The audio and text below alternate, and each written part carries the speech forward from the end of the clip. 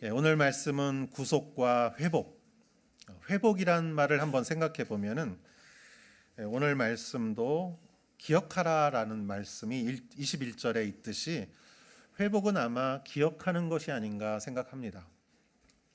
누구에게나 좋은 시절이 있습니다.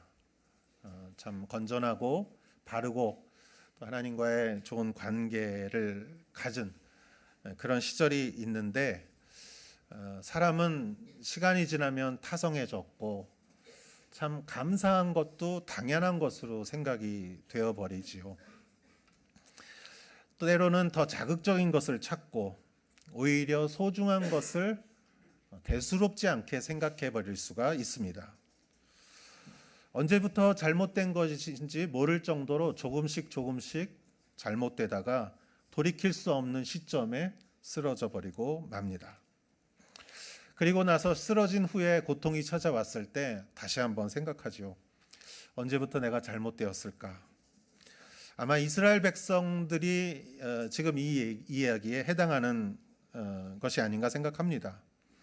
이스라엘 백성들은 하나님과 언약을 맺었지요. 애굽에서 나와서 그들은 시내산에서 하나님이 그들의 하나님이 되시고 하나님이 그들을 인도하고 보호하시고 이스라엘 백성들은 하나님만을 예배하고 하나님만을 주인으로 섬기는 계약을 맺습니다. 처음에는 그 계약을 충실히 실행을 했고 약속의 땅에 들어가게 되지만 사람들은 하나님 대신에 우상을 숭배하고 하나님이 주신 말씀을 순종하지 않았습니다. 오늘 성경 말씀은 이사야라는 예언자가 기록한 말씀이죠. 이사야 예언자의 시대는 이스라엘이 남유대와 북이스라엘로 분단된 시대였고 이사야가 있었던 시대에 북이스라엘이 아시리아에게 멸망을 합니다. 남유대는 그 기간에 어떻게 이렇게 도움을 받아서 하나님의 도움을 받아서 그 어려운 시기를 넘어가지만 이사야의 그 다음 세대 그 남유대도 바빌론에 의해서 그들도 멸망하고 말지요. 이사야는 하나님이 앞으로 내리실 그 이스라엘의 그 징벌에 대해서 그들의 우상 숭배와 그 결과 찾아올 징벌에 대해서 예언을 합니다. 남유대가 바빌론에 의해서 멸망할 것을 예언을 하면서도 그 앞에 있는 멸망보다 또 더 뒤에 오는 이스라엘의 새로운 또 회복까지도 예언을 하죠. 아직 이스라엘이 남유대가 멸망하지 않았는데 남유대가 멸망할 것과 그리고 그 이후에 예루살렘이 다시 회복되는 그 예언까지 하고 있습니다.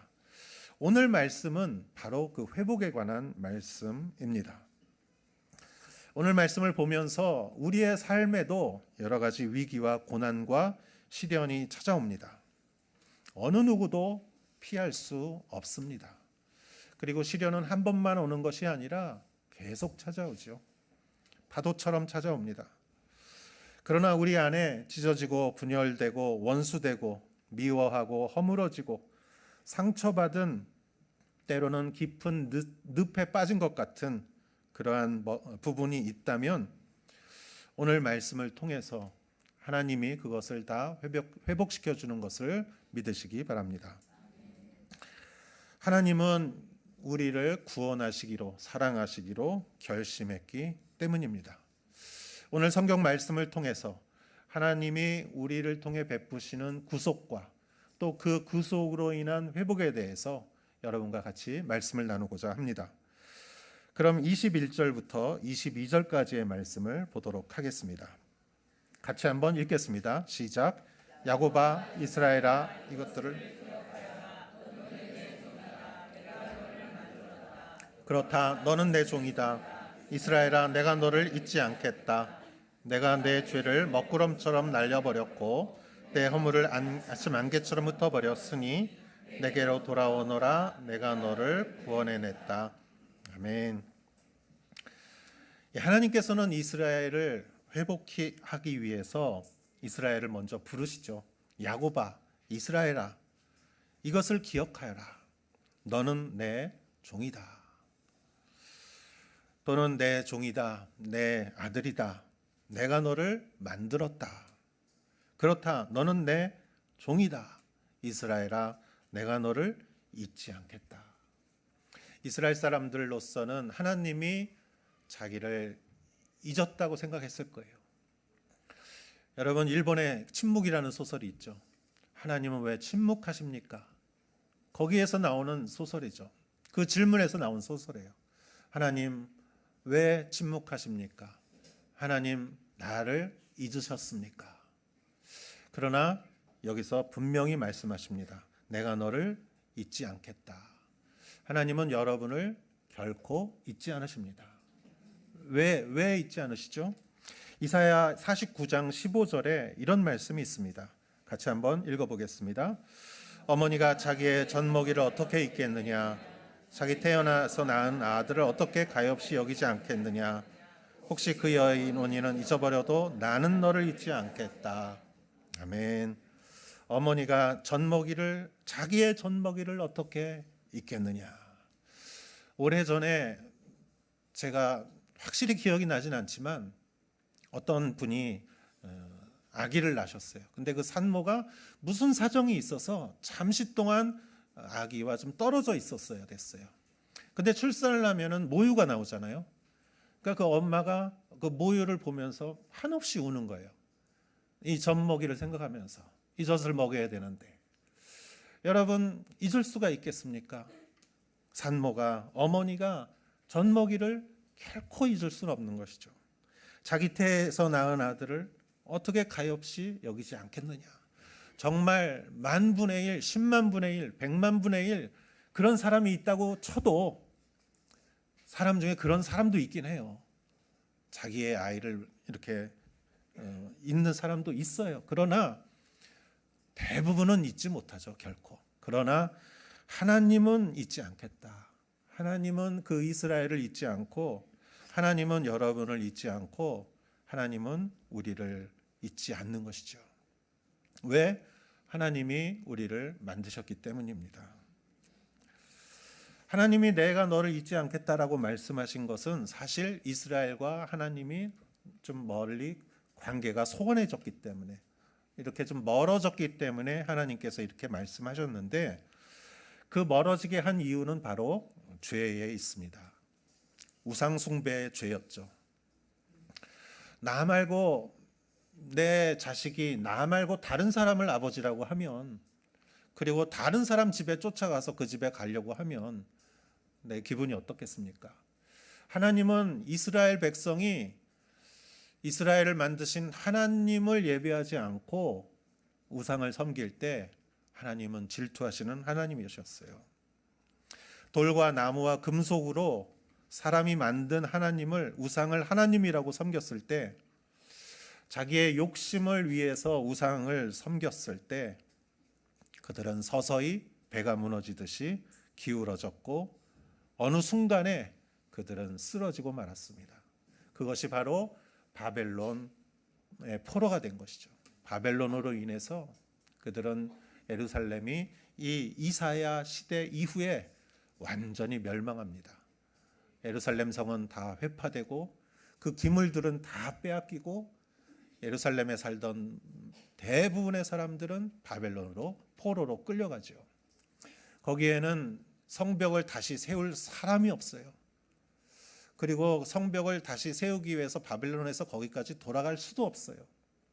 그리고 그 성벽을 세우려고 해도 그 기구들을 다 빼앗겼어요. 성전은 완전히 멸망했습니다.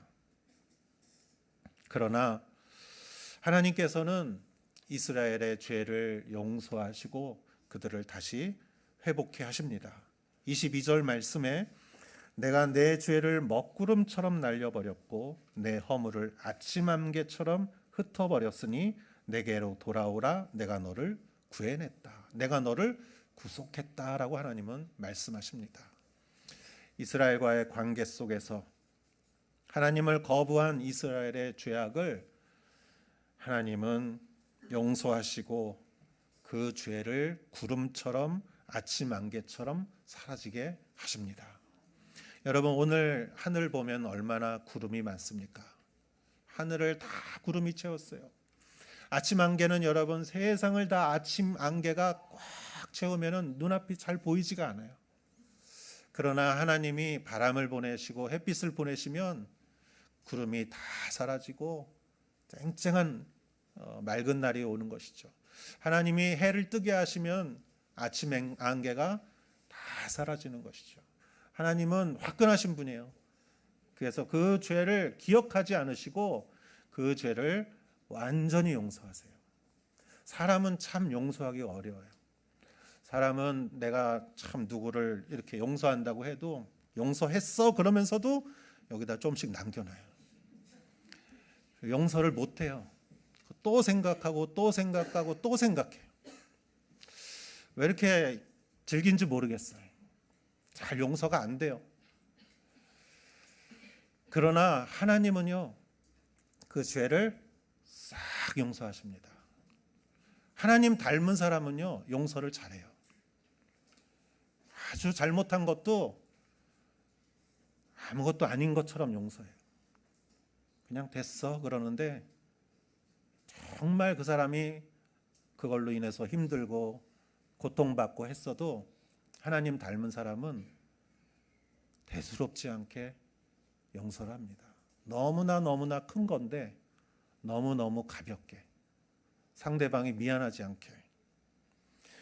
하나님은 구름 한 점 남김없이, 아침 안개의 흔적조차도 없이 우리들의 모든 죄를 그리스도 예수의 십자가 위에서 용서하신 것을 믿으시기 바랍니다. 아멘. 왜 그러셨죠? 나를 사랑하시기 때문에, 나를 기억하시기 때문에. 그리고 22절에 구해냈다라는 마지막 말씀은 구속했다라는 말씀이에요. 그냥 값없이 용서한 게 아니에요. 자기 아들 예수 그리스도를, 그 생명을 우리에게 줌으로 인해서 그 대가를 치르고 용서하신 거예요. 너무나 큰 대가를 치렀는데 아무것도 아닌 것처럼 용서하세요. 할렐루야. 그것이 하나님의 사랑이요, 그것이 하나님의 구속인 줄 믿으시기 바랍니다. 여러분, 구속함을 받으면 사람이 달라져요. 세상이 달라져요. 23절부터 25절까지 한번 보도록 하겠습니다. 여호와께서 이 일을 하셨으니 하늘아 노래하라, 땅 깊은 곳아 소리 높여 외치라, 산들아 숲과 그 속에 있는 모든 나무들아 노래를 터뜨리라. 여호와께서 야곱을 구원하셔서 이스라엘에서 영광을 받으셨다. 너를 태에서부터 지으시고 구원하신 여호와께서 이렇게 말씀하십니다. 나는 여호와다. 모든 것을 만들었었고 혼자서 하늘을 펼쳤으며 땅을 펼쳐냈다. 누가 나와 함께 있었느냐? 거짓 예언자들의 징조를 무효로 만들고 점쟁이들을 멍청이로 만든다.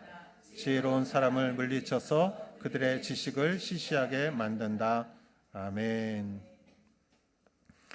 우리가 하나님의 진정한 구원과 구속을 믿고 확신하고 체험하면 할수록, 그걸 또 확인하면 할수록 우리들에게 일어나는 변화가 세 가지가 있다고 생각합니다. 오늘 말씀 가운데 23절에 먼저 하늘아 노래하라, 땅 깊은 곳아 소리 높여 외치라, 산들아 숲과 그 속에 있는 모든 나무들아 노래를 터뜨리라. 세상이 변하는 거예요. 세상은 사실 변하지 않았어요. 근데 세상을 보는 내 눈이 변한 거예요. 이제까지는 지긋지긋한 세상, 그냥 하늘을 봐도 산을 봐도 바다를 봐도 나무를 봐도 밋밋했어요. 그냥 그런 것 같았어요. 그게 안 보였어요. 그러나 우리가 하나님으로부터 내가 구속받고 내가 구원받고 내 안에 영원한 생명이 있는 그 구원의 기쁨이 내 안에 오면 하늘이 달라 보이는 거예요. 그러면은 하늘이 하나님을 노래하는 게 보이는 거예요. 땅을 보니까 땅들이 하나님을 크게 외치는 것이 보이는 거예요. 산들과 숲들이, 나무들이 하나님을 노래해요. 새들이 하나님을 찬양하고 꽃들이 하나님께 영광을 돌리는 거예요. 만물을 보니까 다 하나님을 위해서 존재하는 것이에요.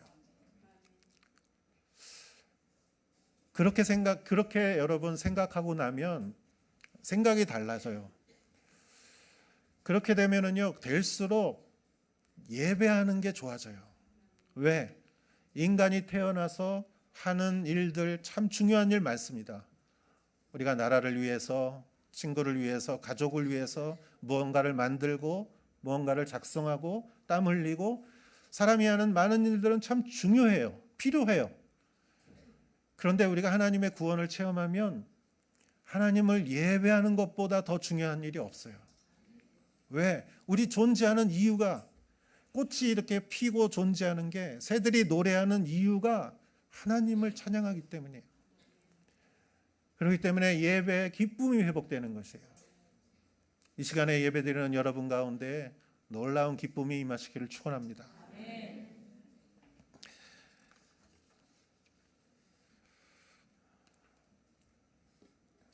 제가 아는 어떤 분하고 제가 1대1을 했는데, 그분이 이렇게 교회에 와서 예배 드리는데 처음에 이렇게 예배 드릴 마음이 없었대요. 그래서 제일 뒷자리에 앉았대요. 뒷자리에 앉으신 분 죄송합니다. 여러분들은 믿음에 확신이 있으시죠? 괜찮아요. 그래서 처음에 뒷자리에 앉았대요. 그런데 그 아드님이 다쳤대요. 어디를. 그래가지고 평소에 교회에서 예배에서 듣던 하나님한테 한번 기도를 했대요. 그런데 그 다친 손이 낫다는 거예요. 그러니까 혹시라도 하나님이 있는 것이 아닌가? 그러한 하나님에 대한 이 구하는 마음으로 맨 앞자리에 앉았대요. 그랬더니 은혜가 다르더래요. 그리고 그분이 목사님이 되셨어요. 저하고 1대1 같이 하신 아다치 목사님이세요. 목사님 사위로 오셨는데 처음에는 믿음이 없으셨어요. 하다가 예배의 은혜를 받으시고 목사님이 되셨습니다. 여러분, 우리가 또 두 번째, 하나님한테 구원을 체험하면 두 번째, 내가 받은 사랑이 오래전부터 준비된 사랑이라는 걸 깨달아요. 오늘 24절에 보면 너를 태에서부터 지으시고 구원하신 여호와께서 말씀하신다. 나는 내가 교회 가서 하나님 만난 줄 알았어요. 나는 이렇게 내가 기도하고 예수님 만난 줄 알았어요. 근데 알고 보니까 내가 태에서 지음을 받을 때부터 하나님은 나를 선택하신 거예요. 그래서 나를 위해서 몇 년 전부터 많은 사람들이 나를 위해서 기도해 줬다는 걸 깨닫는 거예요. 나로서는 지금 은혜 받은 것 같은데 사실은 하나님은 미리 나를 택정하시고 나를 사랑하시고 나를 구원하기로 결심하신 것인 줄. 여러분, 우리가 구원을 알면 알수록 하나님의 사랑이 준비된 사랑이라는 것을 깨닫게 되는 것이죠. 세 번째, 우리가 구원을 체험하면 변화되는 것은 25절 말씀, 거짓 예언자들의 징조를 무효로 하고 점쟁이들을 멍청이로 만들고 지혜로운 사람을 물리쳐서 그들의 지식을 시시하게 만든다. 여러분, 세상에 좋은 지식도 필요한 지식도 많지만 많은 것들은 사실 허무한 것입니다. 거짓된 것도 많습니다. 그런데 우리가 구원을 체험하기 전에는 거기에 휩쓸려 다녀요. 마치 여기서 동쪽으로 가라면 동쪽으로 가고 서쪽으로 가라면 서쪽으로 가라듯이 이 세상에 흘러 넘치는 정보에 의해서 우리는 갈팡질팡 무엇이 진리인지 알지 못해요.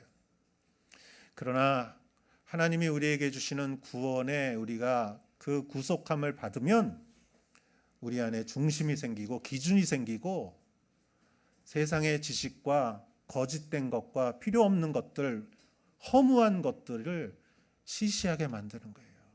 그래서 이제까지는 그렇게 거기 돈 쓰고 시간 썼는데 주님 만나니까 시시해요. 별 볼 일 없어요.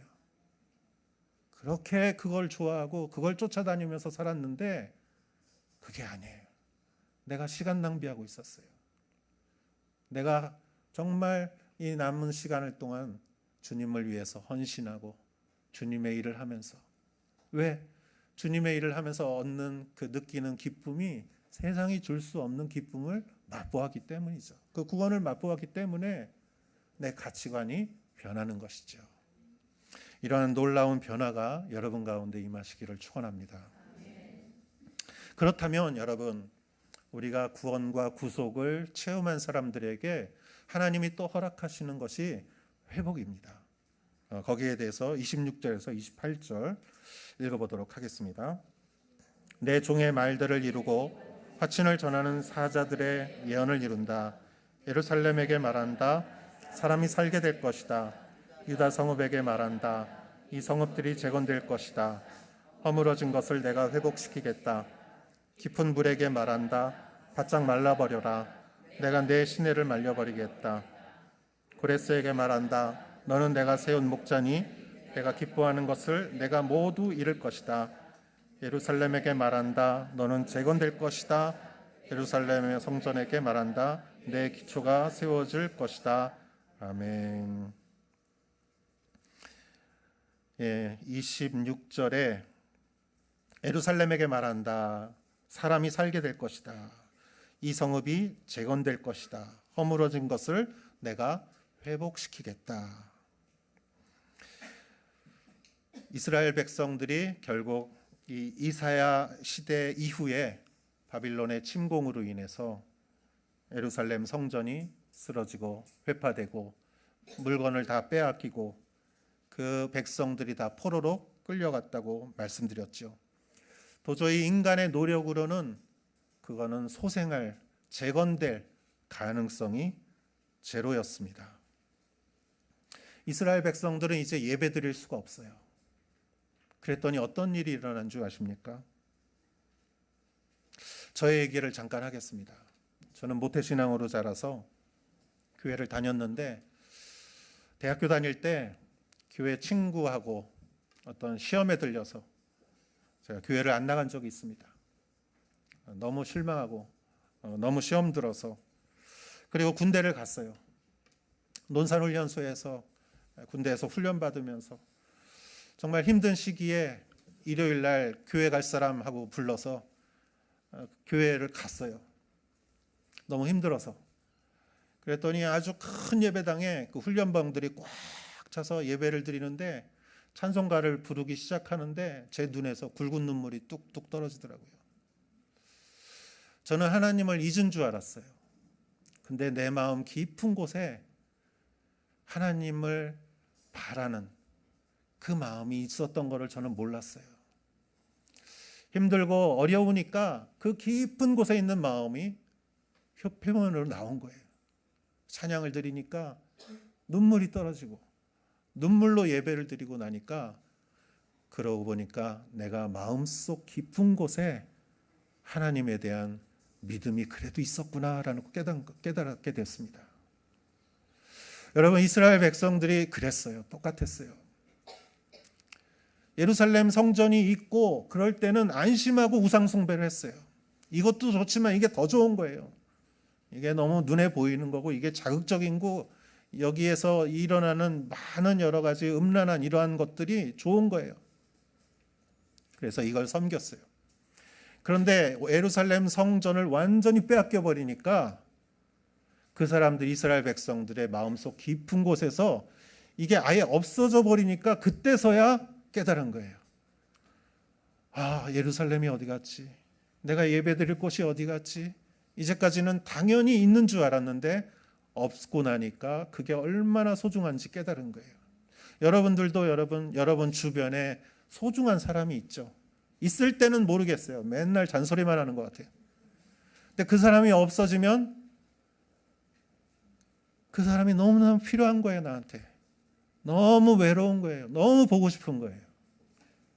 여러분, 하나님은 그런 분이세요. 당연한 것 같은데 우리의 존재의 근원 되시는 하나님이신 거예요. 이스라엘 백성들이 너무너무 예루살렘을 그리워하면서 그들이 포로 생활을 70년을 했어요. 예루살렘 그러면서 그들은 강가에서 울면서 그들의 죄를 고백하고 회개하고 예루살렘이 재건될 것을 그들은 기도했습니다. 하나님께서는 그들의 기도를 들어주셨습니다. 예루살렘에 사람이 살게 될 것이다. 이 성읍들이 재건될 것이다. 허물어진 것을 내가 회복시키겠다. 역사적으로 성경에도 적혀져 있고 하나님께서는 성전을 새롭게 재건하셨습니다. 사랑하는 여러분, 여러분 가운데 우리 가운데 재건해야 되고 회복돼야 할 부분이 있습니까? 혹시 무너진 것이 있습니까? 쓰러진 것이 있습니까? 사라진 것이 있습니까? 하나님은 약속하십니다. 회복해야겠다. 내가 내 안에 새로운 것으로, 새로운 성전으로 회복해야겠다. 저는 여러분 가운데 하나님을 사랑하는 마음과 예배를 갈망하는 마음과 말씀으로 살아가는 그러한 순종의 마음이 회복되기를, 또 여러분 가운데 가정 가운데 끊어진 관계와 여러분 가운데 어려움 속에서 그 높은 벽을 만났다면 여러분 가운데 새로운 회복이 임할 줄 믿습니다. 하나님은 또 27절에 이렇게 말씀하십니다. 깊은 물에게 말한다. 발싹 말라버려라. 내가 내 시내를 말려버리겠다. 깊은 물이란 무엇일까? 그건 무엇인지는 잘 모르겠어요. 그러나 깊은 물이란 이스라엘과 하나님과의 사이를 방해하는 물이에요. 그래서 노래도 있잖아요. 바다가 육지라면. 바다가 육지라면 달려갈 텐데 바다가 있어서 못 가는 거예요. 이스라엘 백성이 출애굽할 때 뒤에서는 애국 군대가 쫓아오는데 앞에 홍해가 가로막고 있어요. 약속의 땅에 가야 되는데 깊은 물이 그들을 가로막고 있어요. 그때 모세가 지팡이를 내리쳤을 때 하나님께서 동풍을 불게 하셔서 마른 땅으로 그들이 걸어가게 하셨습니다. 할렐루야. 오늘 말씀도 마찬가지예요. 깊은 물에게 말한다. 말라버려라. 내 시내를 말라버리겠다. 여러분 안에, 여러분이 하나님께 다가가는데, 여러분이 회복하는데 여러분 안에 그것을 방해하는 깊은 물이 있다면 여러분 믿으시기 바랍니다. 그 물 가운데 마른 땅이 있습니다. 인간의 눈으로는 도저히 안 보여요. 그러나 영의 눈으로 보면 길이 있는 것이에요. 길이 있습니다. 여러분 옆에 분에게 말씀해 주세요. 길이 있습니다. 예, 안 보일 뿐이고 못 볼 뿐이죠. 하나님은 그것을 마르게 하시고 그 마른 땅으로 우리를 지나가게 하시는 분인 줄 믿으시기 바랍니다. 여러분 안에 있는 여러 가지 고민과 장애물과 또 쓴뿌리와 어떤 실패의 경험을 넘어서는 하나님의 놀라운 역사가 임할 줄 믿습니다. 28절 같이 읽어보도록 하겠습니다. 고레스에게 말한다. 너는 내가 세운 목자니 내가 기뻐하는 것을 내가 모두 이룰 것이다. 예루살렘에게 말한다. 너는 재건될 것이다. 예루살렘의 성전에게 말한다. 내 기초가 세워질 것이다. 아멘. 이스라엘 백성이 예루살렘을 재건을 해야 되는데 그거를 하게 한 결정적인 역할을 한 사람이 있어요. 그 사람이 바로 고레스예요. 이 이사야서는 고레스가 태어나기 전에 적혀진 글입니다. 그런데 고레스에게 말한다. 너는 내가 세운 목자니 내가 기뻐하는 것을 내가 이룰 것이다. 예루살렘은 재건될 것이다. 이스라엘을 멸망케 한 바벨론이 그 성전 기물과 백성들을 끌고 가서 그 바벨론이 70년 노예 생활을 했는데 그 바벨론이 나중에 페르시아라는 나라에 망해요. 그런데 그 페르시아의 그 왕이 고레스예요. 하나님께서 그 고레스의 마음을 이렇게 감동시키게 해주셨어요. 그래서 고레스가 칙령을 내립니다. 고레스가 칙령을 내려서 역사적으로도 기록이 남아있는 문서입니다. 고레스가 칙령을 내려서 이스라엘 백성들은 예루살렘으로 돌아가라. 거기서 성전을 재건하고 바벨론 왕 때 그들에게 빼앗았던 성전의 모든 기물을 돌려줘라. 그래서 성전이 재건되기 시작하는 것이죠. 여러분, 누가 이런 생각을 했겠습니까? 이스라엘 백성도 아니고 전혀 관계없는 페르시아의 왕이 칙령을 내려서 이런 새로운 역사가 일어나게 된 것이죠. 여러분, 하나님이 일하시면 내가 생각하지도 못한 곳에서 놀라운 일이 벌어지는 것입니다. 이 말씀을 준비하면서 제가 한번 생각해 봤어요. 제가 목사고 선교사로 일본에 왔는데 오늘날 내가 여기 오게 한 것, 대학교 다닐 때, 군대에 있을 때 교회를 떠났던 나를 회복해 한 것이 무엇일까 생각해 보았더니 이 주보였더라고요. 주보. 제가 군대에 있을 때 모교회에서 저희 모교회에 그 사무하는 자매가 있었는데 제 후배였어요. 근데 그 자매가 매주 주보를 보내줬어요. 군대에다가. 주보를 받아볼 때 저는 이렇게 볼 생각이 없었어요. 그리고 모아두었다가 버리곤 했습니다. 그런데 참 신기하죠. 1년 이상 매주 주보가 오니까 기다리게 되더라고요. 잘 보지도 않으면서 주보가 온 사실을 보면은 안심이 돼요. 2년 동안 주보를 보내줬어요. 그러면서 제 마음에 변화가 생겼습니다.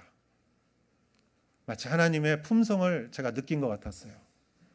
성실하신 하나님, 성실하게 나를 사랑하시는 하나님, 하나님은 나를 잊지 않으셨구나. 하나님은 그 자매를 통해서 하나님의 성실하신 품성을 보내주셨구나. 제 마음이 열렸고 저는 제대하자마자 교회로 돌아갔습니다.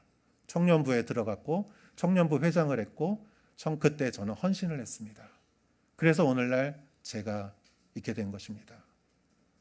가만히 생각해 보면 저를 회복시킨 것은 주보였어요. 그 만드는 사람은 얼마나 정성 들여 만듭니까? 그러나 어떤 스토리가 있는 게 아니라 정보기 때문에 그냥 스쳐 지나갈 수가 있는데 저는 그 성실하게 주보를 보내주는 그 안에서 하나님을 만날 수 있었던 것이죠. 여러분을 회복시키시는 것, 그것은 아마 여러분이 전혀 생각하지 못했던, 여러분이 전혀 예상하지 못했던 곳에서 하나님은 일하시고 계십니다. 오늘 말씀을 생각하면서 하나님은 여러분을 기억하시고 여러분을 사랑하시고 여러분을 구속하시며 여러분을 회복하시고 어떠한 깊은 물 가운데 있든지 하나님은 여러분을 주님께로 인도하시는 분인 줄 믿으시기를 축원합니다. 아멘. 기도하겠습니다. 이스라엘 백성들의 죄악을 구름처럼 아침 안개처럼 깨끗이 용서하시고 잊으시고 그 대가로 예수님을 보내주셨지만 주님은 정말 너무나 완전하게 나를 용서해 주셨습니다. 우리를 받아주셨습니다. 주님은 또한 우리들을 회복해 하시고 우리들이 고통스럽고 힘든 길을 걸어갈 때에도 주님은 완전하게 나에게 새로운 성전을 허락하시고 새로운 말씀을 허락하시고 새로운 관계를 허락하시고 정말 주님은 나에게 좋으신 양측이십니다. 우리의 인생을 주님께 맡길 때 주님은 선한 길로 영원히 나를 인도하시는 주님임을 믿습니다. 하나님, 우리 가운데 지금 어려운 길을 걷는 분들이 계십니까? 고민이 많으시고 눈앞이 캄캄하고 갈 바를 알지 못하고 정말 어려움 속에서 고난받고 계신 분이 있다면 주님, 사막에 강을 내시고 물속에 마른 길을 내시는 주님께서 인도하시고 회복시켜 주시옵소서. 예수님의 이름으로 기도하였사옵나이다. 아멘.